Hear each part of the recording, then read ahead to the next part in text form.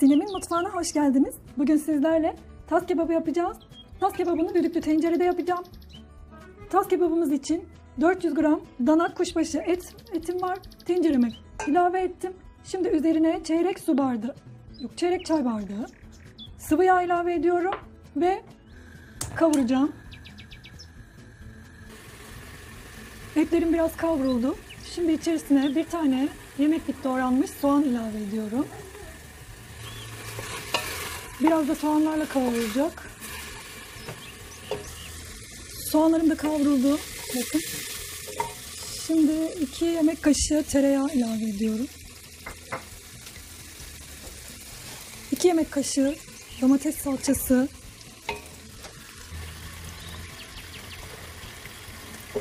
Domates salçamı da ilave ettim.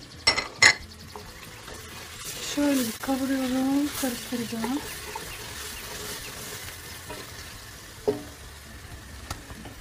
Bir yemek kaşığı un ilave ediyorum. Tepeleme 1 yemek kaşığı. Biraz da unumla kavuracağım. Şöyle 1 dakika yeterli. Artık suyunu vereceğim.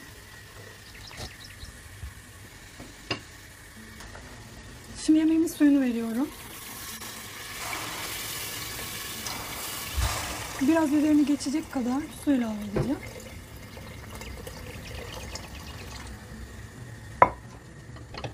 Bakın böyle. Hafif üzerini geçecek şekilde suyumu ilave ettim. 1 tatlı kaşığı tuz ilave ediyorum. Şimdi kapağımı kapatacağım.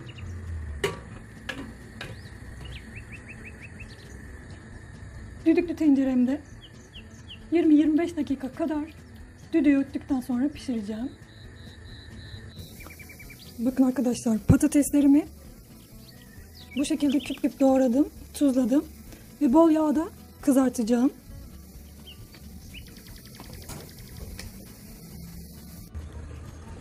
Düdüklü tencerede etlerimi 20 dakika pişirdim. Şimdi içerisine kızarttığım patatesleri ilave ediyorum. 5 dakika kadar bu şekilde pişireceğim.